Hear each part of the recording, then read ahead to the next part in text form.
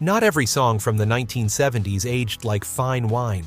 Some became punchlines. Others were so overplayed they made people change the station, and a few were hated from the moment they hit the airwaves. These weren't just forgotten songs. They were actively disliked, mocked, and avoided. These are the 15 most hated rock songs from the 70s. Number 15. Feelings by Morris Albert.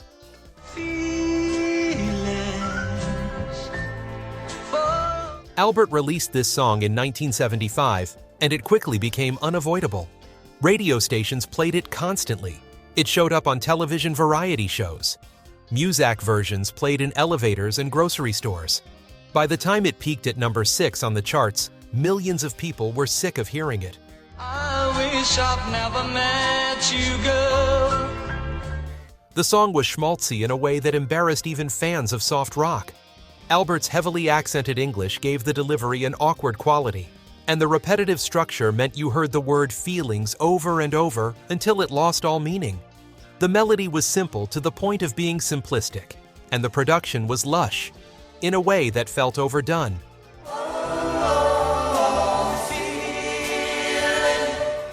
Critics savaged it.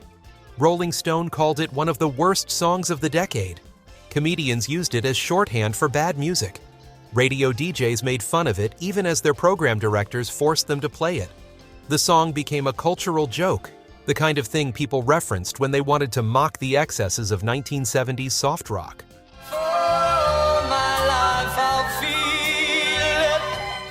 What made it particularly annoying was its success. The song was a hit worldwide, which meant you couldn't escape it, no matter where you went. Albert performed it on every talk show and variety program that would have him. The saturation was complete and overwhelming.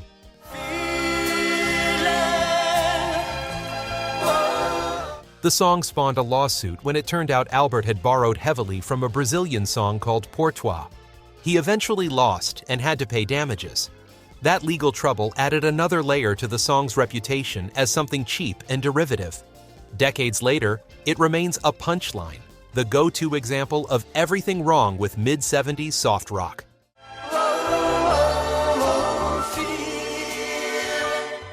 Number 14. Muskrat Love by Captain and Tennille.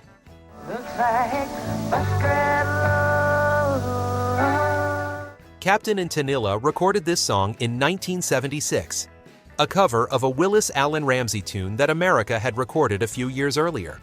Their version added sound effects of muskrats and turned what had been quirky into something many people found unbearable. Nibbling on bacon, chewing on cheese. The song told the story of two muskrats named Susie and Sam falling in love. The captain added actual muskrat noises to the production, squeaking and chittering sounds that were meant to be cute, but struck many listeners as annoying. Tony Tennille sang it with complete sincerity, which somehow made it worse for people who found the whole concept ridiculous. Muskrat Susie, Muskrat Sam. Radio stations reported record numbers of complaints. People called in to beg DJs not to play it. Music critics competed to write the harshest reviews. One called it the most irritating song ever recorded. Another suggested it proved the apocalypse was near. The hatred was intense and widespread.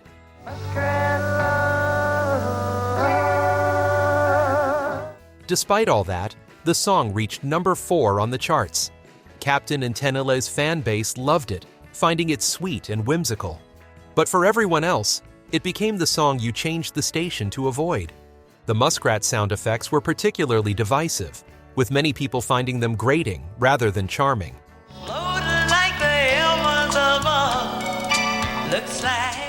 The song damaged Captain and Tennille's credibility with critics who'd respected their earlier work. It became the thing they were known for, overshadowing their more sophisticated recordings. Decades later, it remains a favorite target for lists of the worst songs ever made. Muskrat Love. Number 13. Afternoon Delight by Starland Vocal Band. Sky rockets in flight. Afternoon delight. The Starland Vocal Band released this song in 1976, and it became one of those hits that people immediately regretted making popular. The song was about afternoon sex, though it used euphemisms that fooled some listeners while making others uncomfortable. Gonna find my baby, gonna hold her tight, gonna grab some ass. The group won 2 Grammy Awards for it, including Best New Artist. That somehow made the backlash worse. Actual musicians who'd been working for years watched this one-hit wonder group accept major awards for what many considered a novelty song. The resentment was palpable. Radio overplayed it mercilessly. Started out this morning feeling so polite, I always thought a fish could not. Within weeks, people were sick of the cheerful harmonies and the squeaky clean delivery of distinctly adult content. The disconnect between the wholesome sound and the suggestive subject matter struck many as creepy rather than clever. The song wore out its welcome faster than almost any other hit of the decade.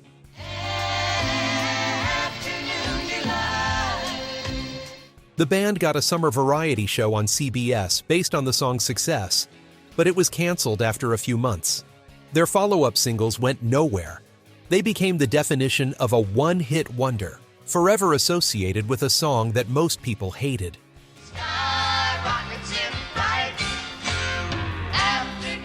The song's legacy has only gotten worse over time. It regularly appears on Worst Songs Ever lists. The Grammy win is cited as evidence that the awards don't mean anything. The Starlin vocal band themselves seemed embarrassed by it in later interviews, acknowledging that the song had become a burden rather than a blessing.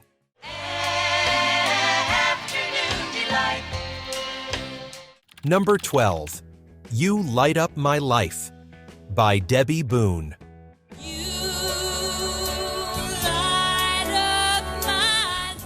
Debbie Boone released this song in 1977, and it spent 10 weeks at number 1.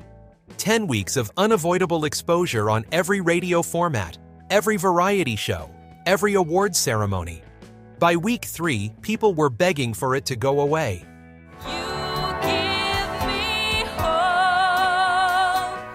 The song came from a movie nobody saw, written by Joe Brooks as a love song that could also be interpreted as religious. That dual meaning helped it get played on both pop and Christian radio, doubling the saturation.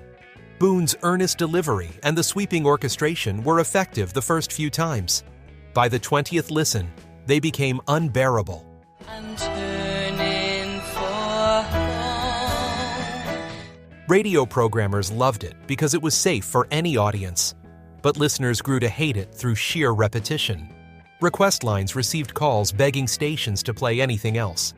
The backlash was so strong that some stations started tracking how many times they played it, trying to find a balance between its popularity and audience fatigue.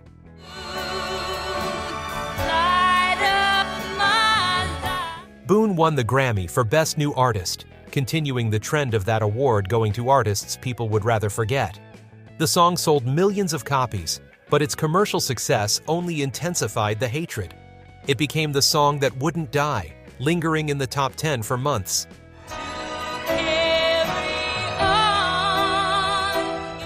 Critics dismissed it as treacly and manipulative. Musicians mocked it. But it kept selling, kept playing, kept winning awards. The disconnect between its success and its reputation became a running joke in the music industry. It proved that commercial popularity and artistic respect could exist in completely separate universes.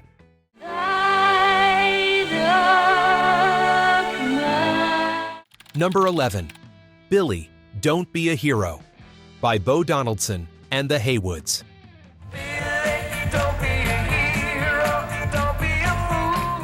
This song hit number 1 in 1974 with a story about a soldier dying in war, told from his girlfriend's perspective. The production was slick, the harmonies were tight, and the emotional manipulation was obvious and heavy-handed.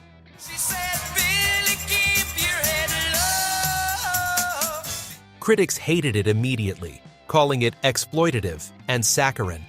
The Vietnam War was ongoing, and this sanitized, melodramatic take on military death struck many as deeply offensive.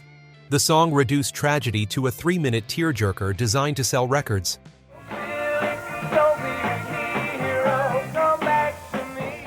The British version by Paper Lace had come first, and Bo Donaldson's American cover somehow made it worse by adding even more dramatic flourishes. The storytelling was ham-fisted, building to a predictable tragic ending that felt calculated rather than genuine.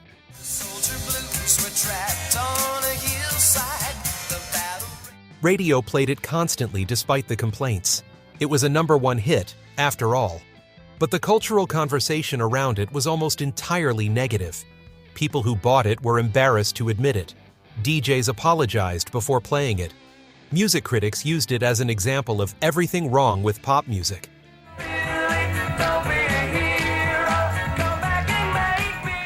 The song's success seemed to prove that you could sell anything with the right hooks and production, regardless of artistic merit or taste.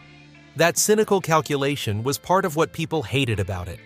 It felt like a product engineered to extract tears and dollars, with no genuine emotion behind it. The letter said that he was a hero. She should. Number 10. The Night Chicago Died by Paper Lace. When a man named Al Capone tried to make that town his own. Paper Lace followed up Billy. Don't Be a Hero with this song in 1974, proving they'd found a formula and weren't afraid to use it. This time, the story involved a shootout between police and criminals, told from a child's perspective waiting to hear if their father survived. Heard my mama cry.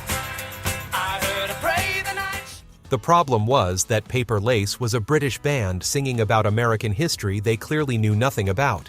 The song referenced events that never happened and got basic facts about Chicago wrong. American listeners found it insulting and ridiculous. The night Chicago died. Na, na, na, na, na. The production was melodramatic, with sirens and gunshot sound effects that struck many as tasteless. The emotional manipulation was even more obvious than in their previous hit. Critics called it exploitative trash, a cynical attempt to repeat a formula without any regard for truth or taste. And the sound of the battle rang. Despite the hatred, it reached #1. Radio programmers couldn't resist a catchy hook, even when the song around it was widely mocked. The disconnect between commercial success and critical reception was stunning. Here was a #1 hit that almost nobody would admit to liking.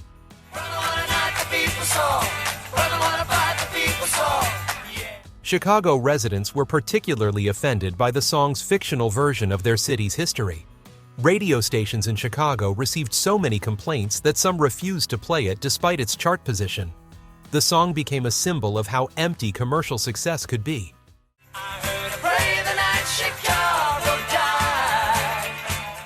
Number 9. Disco Duck by Rick Dees. Look at me, I'm the disco duck. Rick Dees recorded this novelty song in 1976, and it somehow reached #1. It featured Dees doing a Donald Duck voice over a disco beat, making duck sounds and quacking his way through the chorus. It was exactly as awful as that description suggests.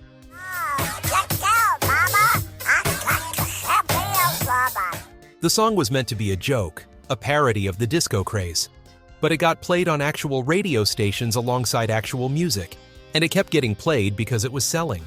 The joke stopped being funny after about 30 seconds, but the song went on for 3 minutes.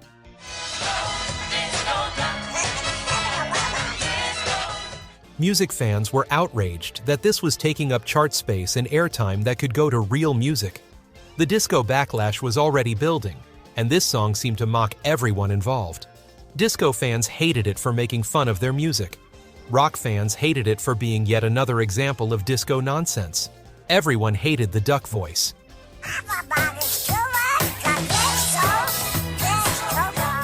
Dees was a radio DJ who used the song to promote himself and his career. It worked. He became nationally syndicated. But the song itself was universally loathed by anyone with functioning ears. Critics called it the worst #1 hit of all time. That assessment has held up surprisingly well over the decades.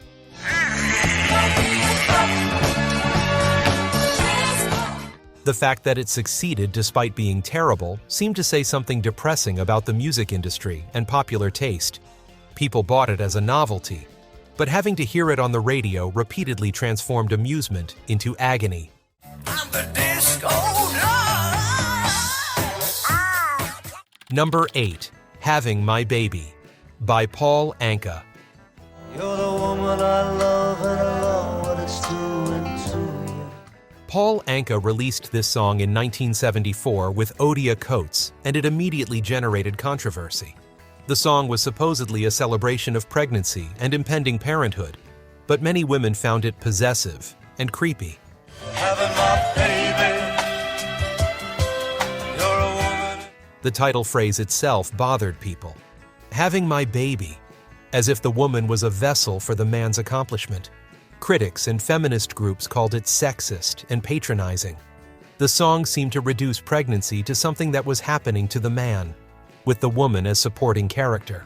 I'm a woman in love and I love what it's doing to me. Anka's delivery didn't help. He sang with such earnest pride about having his baby that it emphasized the possessive aspect rather than partnership. The production was lush and emotional, in a way that many found manipulative. Everything about it rubbed people the wrong way. And you're having my baby. I'm a woman. Radio played it anyway, and it reached #1. That commercial success, despite widespread criticism, became part of what made people hate it. The song proved you could offend half your potential audience and still have a hit if the melody was catchy enough. Oh, the seed inside you, baby, do you feel it growing? The backlash followed Anka for years. In interviews, he defended the song as a genuine expression of love, but that didn't stop it from becoming a punchline. Comedy shows mocked it. Critics used it as shorthand for male tone deafness. It became the song people referenced when they wanted to illustrate sexism in popular music. What a lovely way of saying how much you love me. 7. Escape, the Piña Colada song by Rupert Holmes. If you like Piña Coladas and getting caught. Rupert Holmes released this in late 1979, and it quickly became polarizing. The story involved a man so bored with his relationship that he answered a personal ad looking for an affair, only to discover his own partner had placed the ad. Some found it clever, most found it depressing and cynical. If you're not into yoga, if you have. The song was trying to be playful about infidelity, treating attempted cheating as a cute misunderstanding. That tone struck many listeners as deeply wrong. These were two people ready to betray each other, discovering by accident they had similar interests. The song treated this as a happy ending. Falling into the same old routine, so I wrote to The melody was catchy, which made it even more annoying for people who hated the concept. You'd find yourself humming it, and then remembering what it was about and feeling vaguely dirty. The song wormed its way into your brain despite your better judgment. Yes, I like Piña Coladas and getting caught. Radio loved it because it was different and had a story people remembered. But the more you thought about that story, the worse it got. The couple in the song had a fundamentally broken relationship, and the song seemed to suggest that shared interests in tropical drinks and getting caught in the rain would fix that. I'm not much into health food. I am into. The song reached #1, but developed a reputation as one of the most cynical #1 hits ever. Critics pointed out that it celebrated the exact moment before two people presumably tried to cheat on each other, as if that was romantic rather than sad. The Piña Colada reference became shorthand for failed relationships and misguided romance. Like Piña Coladas and getting caught in. 6. Wildfire by Michael Martin Murphey. On a pony she named Wildfire. Michael Martin Murphey released this song in 1975, and it became inescapable on radio. The song told a rambling story about a ghost horse and a girl who disappeared, set to a melody that many found plodding and monotonous. Oh, they say she died one winter. The story was confusing. Different listeners came away with different interpretations of what actually happened. Was the girl a ghost? Was she alive? Was Wildfire the horse? Or the girl? Or both? The narrative was unclear in a way that felt more sloppy than mysterious.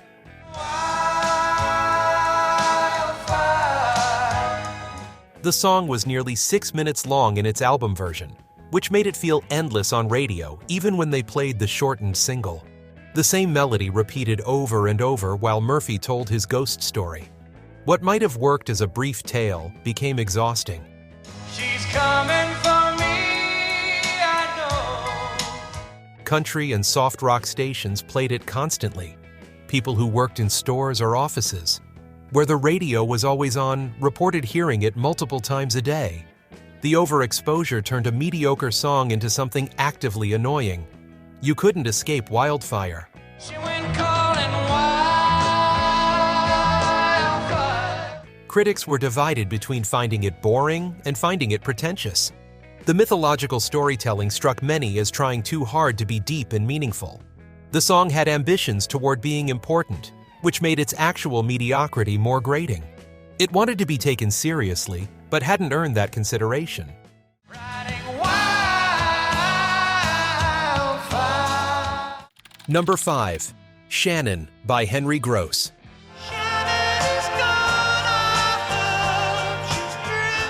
Henry Gross released this song in 1976 about a dog dying. The dog was actually named Shannon and had belonged to Beach Boy Carl Wilson. Gross turned the story into a maudlin ballad that manipulated listeners' emotions in the most obvious way possible.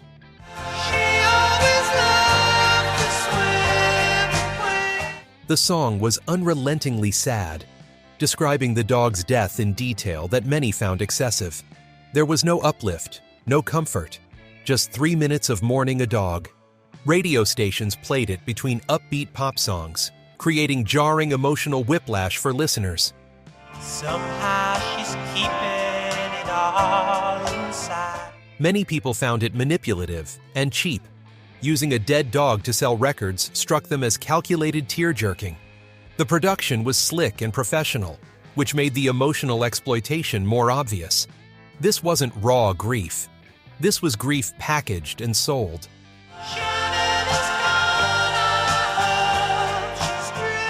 Despite, or perhaps because of its shameless manipulation, the song reached number 6.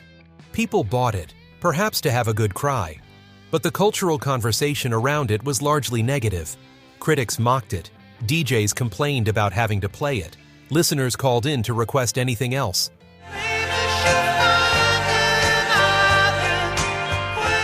The song became a punchline, referenced whenever someone wanted to mock over-sentimental music. Singing about your dead dog became shorthand for emotional manipulation in songwriting. Decades later, it remains an example of how to write a hit that nobody respects.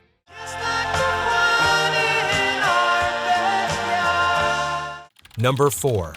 Playground in My Mind by Clint Holmes. My name is Michael, I got a nickel, I got a nickel. Clint Holmes released this song in 1973, featuring a child's voice repeating, "My name is Michael, I got a nickel," throughout. The child was actually Holmes himself, his voice sped up. The effect was somewhere between cute and nightmarish. My name is Michael, I got a nickel, I got a... The song was repetitive to an unbearable degree. That same phrase over and over while Holmes sang nostalgic verses about childhood. Radio played it constantly as it climbed to number 2. I'm gonna buy me all kinds of candy, that's what I'm going. Office workers heard it multiple times daily, and the cute factor wore off fast. Critics savaged it as gimmicky and empty, nothing beyond the trick of the sped-up voice. The song haunted Holmes for the rest of his career. He had genuine talent, but he'd always be known for that irritating children's song that everyone wished they could forget. In the playground, in my mind, in a world. Number 3. Tie a Yellow Ribbon. Oh, tie a yellow ribbon round the old oak tree. Round the Old Oak Tree by Tony Orlando and Dawn. This song hit number 1 in 1973 and spent 4 weeks there, becoming one of the biggest hits of the decade. It told the story of a man returning from prison, asking his woman to signal whether she'd take him back by tying a yellow ribbon around a tree. See a ribbon around the old oak tree. The song was cloying and manipulative, with a melody designed to lodge in your brain forever. Critics hated it immediately, calling it the worst kind of schmaltz. Radio overplayed it to an absurd degree. The saturation was so complete that people who initially liked it grew to hate it through sheer repetition. A simple yellow ribbon's what I need to set me free. The song became a cultural phenomenon, inspiring actual yellow ribbons during various crises. That cultural adoption made it even more inescapable. Musicians hated being asked to perform it. Critics used it as an example of everything wrong with early 70s pop. It proved you could have the biggest hit of the year and still be a critical laughingstock.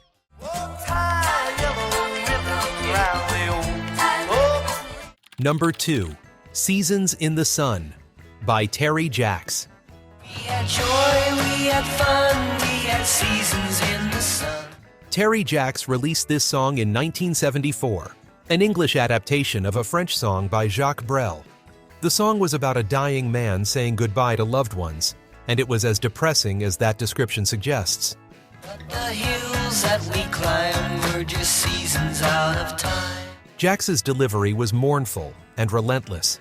Radio played it constantly despite its subject matter, creating situations where people heard a song about dying while driving to work or shopping for groceries. The song reached number 1 and stayed there for 3 weeks of unavoidable death song saturation. We had joy, we had fun, we had seasons in the sun. Critics called it maudlin and manipulative. The production was slick and professional, which made the emotional manipulation more obvious. This wasn't raw artistic expression. This was calculated sadness designed to sell records. The song damaged Jack's credibility despite its commercial success. The cultural memory of the song is entirely negative, with even people who bought it seeming embarrassed about it now. The stars we could reach were just starfish on the beach. Number 1. Run Joey. Run by David Geddes. He's got a gun, so run, Joey, run, Joey. David Geddes released this melodramatic teen tragedy song in 1975, and it became instantly notorious. The story involved a father shooting his daughter's boyfriend, complete with dramatic sound effects and overwrought performances. Daddy, please don't. It wasn't his fault. He means so much. The song was structured like a mini opera, with different characters speaking their parts. Geddes played multiple roles, creating a confusing listening experience. The father's murderous rage, the dying Joey's last words, the daughter's screams. It was all piled on with no subtlety whatsoever.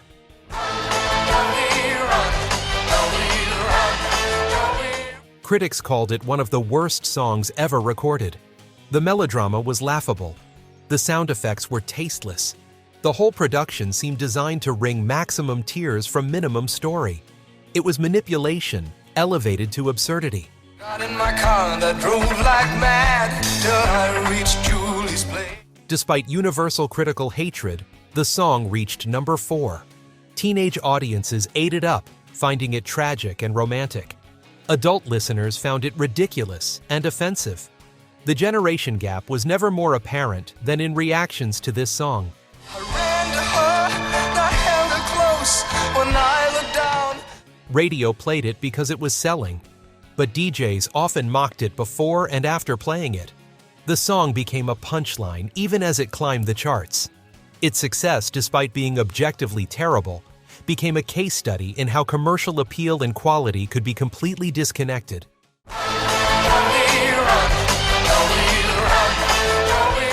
These 15 songs represent the other side of the 1970s music scene.